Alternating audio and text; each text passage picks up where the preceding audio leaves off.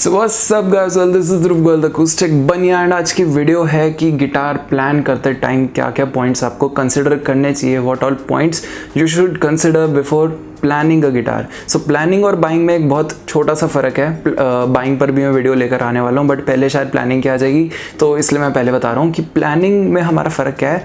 Planning is basically decide करना कि आपको कौन सी कैटेगरी में जाना है, किस रेंज में जाना है, किस यूसेज के लिए जाना है। This is planning a guitar. And buying में हो जाएगा कि आपको कैटेगरी, बजट सब कुछ क्लियर हो गया, अब बस आपको मॉडल पे फोकस करना है कि कैसा लेना है और क्या क्या चीज़ें गिटार में आपको चेक करके लेनी है।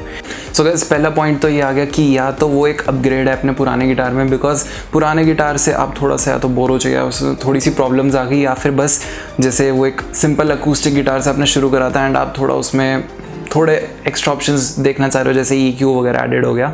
ठीक है। सेकंड थिंग हमारी आ जाती है कि अगर आप देख रहे हो कि मतलब मेरे को नया गिटार लेना है, एक नई बिगनिंग करनी है कि चलो गिटार ले लें, शुरू करते हैं, सीखते हैं यार कि गिटार कैसी चीज़ है, तो वो तो हमारा हो गया दूसरा रीज़न। ठीक है, तो ये दो रीज़न्स हमारे रहते हैं। और तीसरा हमारा जो आएगा वो ये आएगा कि रीज़न के बाद बजट, कि हमें किस बजट में जाना है और कौन से के लिए हमें बेस्ट अपना जो है ओपिनियन रख के चलना है कि कौन सा गिटार हमारे लिए बेस्ट रहेगा। सो गाइस, सबसे पहले हमारा पॉइंट यही आता है कि अगर आप एक नई बिगनिंग कर रहे हो, एक नया गिटार ले रहे हो सीखने वीखने के लिए, थोड़ा मतलब नया गिटार है, एक्चुअली आपका फर्स्ट गिटार है, सो उस केस में मैं आपको यही कहूँगा कि यार देखो, स्टार्टिंग में ना आप थोड़े लो एंड गिटार्स के साथ स्टार्ट कर सकते हो। मतलब ज़्यादा पैसे तो मैं कुछ नहीं कह सकता उस केस में, बट वो मत सोचना कि वन टाइम इन्वेस्ट कर दें हम आगे तक चलेगा।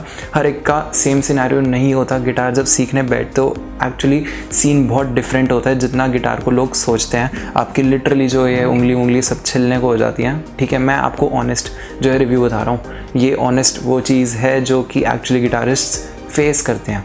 सो उस केस में मैं बता रहा हूँ कि आप एक्स्ट्रा स्पेंड करने से बेटर है कि आप स्टार्टिंग में 2-3 हज़ार वाले जो होते हैं ना, ये स्टार्टिंग के जुआरेज इंटर्न वगैरह के गिटार आते हैं अमेज़ॉन पे, तो आप उनको देख सकते हो। ठीक है, अमेज़ॉन स्टोर का लिंक ऑलरेडी मेरे डिस्क्रिप्शन में मिल जाएगा, वहाँ पे जाकर सारे गिटार्स को चेक कर सकते हो कौन सा आपके लिए बेस्ट रहेगा। ठीक है, तो वहाँ पे जाके आपको मिल जाएगा, ये रेंजेस वगैरह मिल जाएंगी सारी। तो मैं यही कह रहा था कि स्टार्टिंग में जो है ना लो रेंज का गिटार लो, बिकॉज आप सीखोगे। अब काफ़ी बार होता है कि मूड जो है वो स्लिप हो जाता है, बिकॉज लगता है कि नहीं यार अपने से नहीं हो रहा, गिटार अपने टाइप की चीज़ नहीं है। तो उस केस में क्या करना है आपको, बस इतना ज़्यादा दिल नहीं दुखेगा अगर उस गिटार को साइड रखोगे तो, क्योंकि वो आपको पता होगा 2-3 हज़ार में आया तो चलो एटलीस्ट कोई नहीं। बट अगर आप यही सोच रहे होगे कि मैं यामा वगैरह का एक महंगा अच्छा सा गिटार ले लूँ 6-7-8-9 हज़ार लगा कर, और वो वन टाइम इन्वेस्टमेंट हो जाएगी, फिर आगे तक कभी प्ले करूँगा, तो वो इतना अच्छा ऑप्शन नहीं है। मैं मतलब एक ऑनेस्ट चीज़ बता रहा हूँ, स्टार्टिंग में हम थोड़ी सी गिटार की केयर भी थोड़ी कम रखते हैं, बिकॉज वो नया नया होता तो इतनी ज़्यादा अटैचमेंट नहीं होती गिटार से। ठीक है, तो ये एक बेसिक मेरा रीज़न था बताने का। अब बाकी क्या होगा, जब थोड़ा सा अच्छा गिटार आ जाएगा तो उसको सेल आउट कर देना, उसको एक्सचेंज करवा लेना कहीं से। बट ऑप्शंस बहुत है, देखो बाद के लिए ऑप्शंस अपग्रेड करने के लिए बहुत हैं, बट स्टार्टिंग में इतना ज़्यादा स्पेंड करना मेरे हिसाब से बेवकूफ़ी है। ठीक है, तो अभी दूसरा पॉइंट हमारा जो आता है वो आता है अपग्रेडिंग द गिटार। शायद जैसे तुम अगर मेरे गिटार लेसन्स को पहले से देख रहे हो तो एक चीज़ देखी होगी कि अभी मैं यामाहा यूज़ कर रहा हूँ, पहले मैं एक लोकल गिटार यूज़ कर रहा था डिज़ायर का। सो डिज़ायर के गिटार से मैंने इस पर अपग्रेड करा, बिकॉज उसमें थोड़े बज़ आने लग गए थे, साउंड क्वालिटी थोड़ी लो थी उसकी, एंड उसमें इक्वलाइज़र भी बिल्ट इन नहीं था। सो इस गिटार में मेरे को ये सब मिल रहा था एंड मैं ऑलरेडी गिटार अच्छा प्ले करना जान चुका था। तब मैंने सोचा कि मैं इसको एक अपग्रेड दे दूं और नया गिटार ले आऊं। सो अपग्रेड के लिए यार देखो, सबसे पहले यही कहूँगा कि अगर आप अपग्रेड करो सो ऑलरेडी तुम्हें पता होगा कि कैसा तुम्हारा इंटरेस्ट गिटार के लिए बैठ चुका है एंड कौन से स्टाइल तुम्हें पसंद है प्लेइंग करने में। ठीक है, तो प्ले करने में अब जैसे मतलब मैं जब अपना गिटार लेने गया था, सो यामा स्टोर्स वालों ने मेरे को कहा कि सर अगर आप जो है ज़्यादा टैपिंग वगैरह करते हो, हार्ट बीट स्टाइल वगैरह गिटार प्ले करते हो, तो मैं आपको ये वाला गिटार सजेस्ट नहीं करूँगा। सो मैंने जस्ट उनसे पूछा कि रीज़न क्या होता है इसका। सो दे जस्ट सेड कि अगर आप सॉलिड टॉप का गिटार लेते हो, मतलब जो एकदम सॉलिड टॉप होता है, ये प्लाई टॉप है थोड़ा सा, ठीक है, तो अगर आप सॉलिड टॉप लेते हो तो उसका साउंड ज़्यादा बेटर होता है, उसकी जो होती है ड्यूरेबिलिटी बेटर होती है। थोड़ा महंगा ज़रूर आता है वो, बट उसका रीज़न एक ये रहता है कि उसमें टैपिंग करने पे साउंड भी अच्छी डिलीवर होती है एंड उस गिटार की लाइफ भी थोड़ी बेटर होती है। बट मेरा हार्ट बीट स्टाइल में इतना ज़्यादा इंटरेस्ट नहीं है, थोड़ा बहुत मैं प्ले कर लेता हूँ, तो मैंने उनसे बस पूछा कि अगर मैं हल्की फुल्की टैपिंग करूँ तो क्या इस गिटार को उससे दिक्कत होगी। सो जैसे सेड थोड़े बहुत में कोई दिक्कत नहीं है, बट कुछ गिटारिस्ट होते हैं जैसे उनको प्ले ही ऐसे करना होता है पूरे टाइम टैपिंग करके। सो उस केस में जो होगा इसका EQ जो है थोड़ा सा डैमेज होने का चांस ज़्यादा रहता है। सॉलिड टॉप में गिटार एकदम हार्ड ज़्यादा होता है यहाँ से, तो उसमें डैमेज नहीं आता। एंड अगर आप सोच रहे हो कि अपग्रेड, जैसे मेरे को भी ये स्टोर्स ने सजेस्ट करा था, मतलब वो एक स्टोर में होता है ना कि एक बंदा तुम्हें यहाँ का रास्ता दिखाएगा और एक यहाँ का रास्ता, तो उसी स्टोर में मैं मतलब गया था, तो मेरा अच्छा लग था कि एक बंदे ने कहा कि सर आप एक काम करो FS 310 ले लो। 310 और FX 310 में क्या फ़र्क है, FS में जो है हमारा EQ नहीं आता, ठीक है, वो गिटार एज इट इज़ है बट उसमें इक्वलाइज़र नहीं आता बिल्ट इन। सो मैंने कहा और फ़र्क क्या आएगा, उन्होंने कहा कि आपके 4-5 हज़ार बच जाएंगे और प्लस आपका ये होगा कि आप बाद में एक EQ फिट करवा लेना अलग से। बट उन्हीं स्टोर के दूसरे बंदे ने मेरे को कहा कि नहीं यार ऐसा मत करना, EQ अगर आप बाद में लगवाओगे तो वो बेकार रहेगा, बिकॉज उसमें ख़राब होने का थोड़ा चांस ज़्यादा रहता है। कंपनी फिटेड चीज़ हमेशा कंपनी फिटेड चीज़ ही होती है, ठीक है। सो मैंने इसलिए बेशक थोड़ा एक्स्ट्रा लगा, बट मैंने EQ के साथ बिल्ट इन वाला अपना ये वाला गिटार लिया। सो अगर ऐसा मतलब प्लान कर रहे हो तो मैं आपको ये बता दूं कि अगर EQ आपके दिमाग में है और अगर आप सोचो कि मैं अभी कोई लोकल गिटार ले लूँ और बाद में इक्वलाइज़र लगवा लूँगा उसमें, तो अवॉइड करना, ठीक है। बट मतलब ऑप्शन ज़्यादा बुरा भी नहीं है बट ज़्यादा अच्छा भी नहीं है, ठीक है। मतलब दोनों मिक्सड थॉट्स हैं इस वाली चीज़ पर मेरे। बाकी अब जैसे मेरा पुराना गिटार था, इसमें मैंने EQ तो नहीं बट मैंने पिकअप ज़रूर लगवाया था। तो मतलब पिकअप यानी जिससे मैं एम्पलीफायर्स में इसको कनेक्ट कर सकता हूँ एम्प्स वगैरह में। कुछ 200 रुपये स्टोर्स ने लिए थे एंड उन्होंने इसमें पिकअप लगा दिया था, ठीक है। तो उस गिटार में कुछ फ़र्क तो नहीं आया, बट हाँ एक चांस की बात होती है, काफ़ी बार वो ड्रिलिंग थोड़ी गलत कर देते हैं या फिर थोड़ा सा यहाँ से कट करेंगे तो थोड़ा गलत कर देते हैं, तो उस चीज़ को अवॉइड करने के लिए मैं कह रहा हूँ। बाकी अपग्रेड और मतलब हमारे पहले 2 पॉइंट्स कंप्लीट होने के बाद अब मैं ये कहूँगा कि हमारा जो तीसरा आता है पॉइंट वो आता है बजट।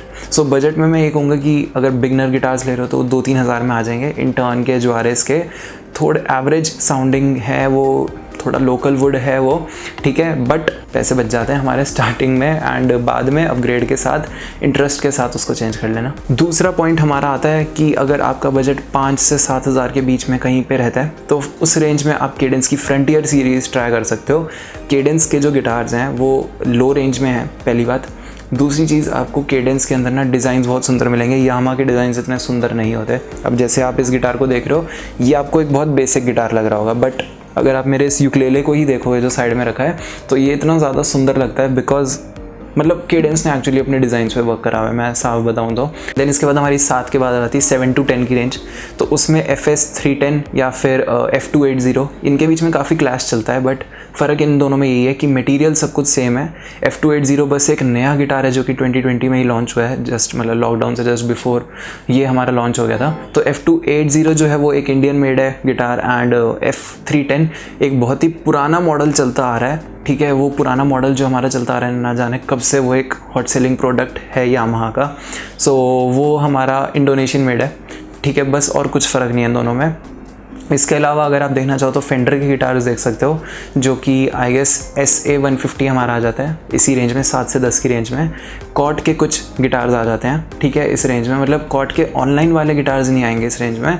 ऑनलाइन वो थोड़े हमेशा गिटार के रेट्स ऊपर होते हैं। अगर आप ऑफलाइन मार्केट में जाओगे तो वहाँ पे आपको गिटार के रेट्स थोड़े से लो मिलते हैं, तो वहाँ पे उसका हिसाब मैं बता रहा हूँ। जैसे मैंने कॉट का एक गिटार अमेज़ॉन स्टोर पर वो देखा था, तो वो कुछ 10:30-11 का दिखा रहा था एंड मैं जब सेम चीज़ स्टोर में गया तो 9800 का था, 98-9500 का कुछ था। सो मेरे को पता लग गया था कि हाँ online store and offline stores में 1-1.5 हज़ार का फ़र्क रहता है गिटार में। अगली चीज़ हमारी जो आती है, अगर 10 से ऊपर का बजट जा रहा है तो फिर से वही अपना फेंडर वगैरह ऑप्शन आ जाता है एंड यामाहा का ये वाला गिटार जैसा है ये 15 के अराउंड आ जाता है। मेरा ऑलरेडी ये 13.5 का आया था, बट अब थोड़े से प्राइजेस इंक्रीज़ हो चुके हैं इसके। एंड इसके बाद भी अगर थोड़ी और ऊपर रेंज चाहते हो तो एपीफोन वगैरह भी आ जाते हैं, एपीफोन आ जाता है। देन मतलब रेंजेस हमेशा हमारी अनलिमिटेड है, टेलर आ जाएगा आगे जाके, तो बहुत सारे ऐसे ब्रांड्स हैं।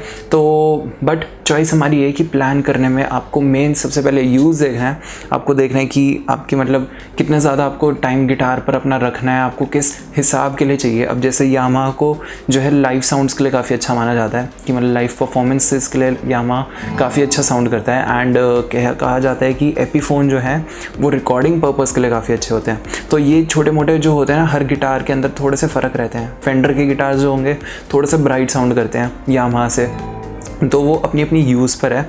कुछ होता है हम अपना अपना हिसाब होता है, तो किसी की सुनना मत कि ये अच्छा है या वो अच्छा, बट यहाँ जो है एक बैलेंस्ड है, ठीक है। एक बैलेंस मतलब हर तरफ का है, इसका हाथ पैर मार रखे हैं इसने कि आपको एक बैलेंस चीज़ मिलेगी, आपको एक अच्छी टोन भी मिलेगी, थोड़ी सी ब्राइट भी मिलेगी, और मतलब सारे फीचर्स आपको इस यामाहा में मिल जाते हैं। एंड यही रीज़न था मैंने इसको ऑप्ट करा।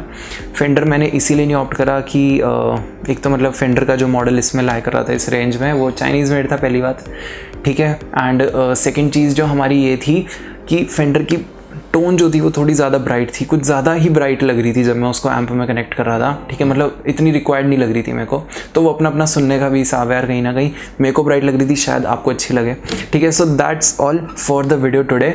मतलब मेन हमारा ये था कि प्लानिंग में आपको बजट देख के चलना है, अपना पर्पस देख के चलना है, एंड स्टार्टिंग अगर कर रहे हो गिटार की तो उसको ज़रूर देख लेना, ठीक है। काफ़ी दिक्कत रहती है कि गिटार को स्टार्ट कहाँ से करना है, कौन से रेंज से, कौन सा शुरुआत में लें हम, ठीक है। तो जुआरेज एंड इंटर्न के बायर्स काफ़ी सारे होंगे जो मेरी ऑलरेडी ऑडियंस है, बुरा मत मानना, बट गिटार अच्छे हैं, बट उनको थोड़े टाइम बाद अब अपग्रेड कर सकते हो, एक बेटर ऑप्शन रहेगा आप लोगों के लिए, बिकॉज शायद अभी आप लोगों ने बाकी गिटार्स की साउंड को इतना ध्यान से सुना नहीं होगा, ठीक है। तो मतलब जब मेरे पास डिज़ायर था तो मेरे को भी लगता था कि हाँ ऐसी ही साउंड होती है सबकी, बट मैंने जब यामाहा और इसको सुना तब मेरे को पता लगा कि हाँ कितना ज़मीन आसमान का फ़र्क है अलग अलग ब्रांड्स, अलग अलग वुड की क्वालिटी में।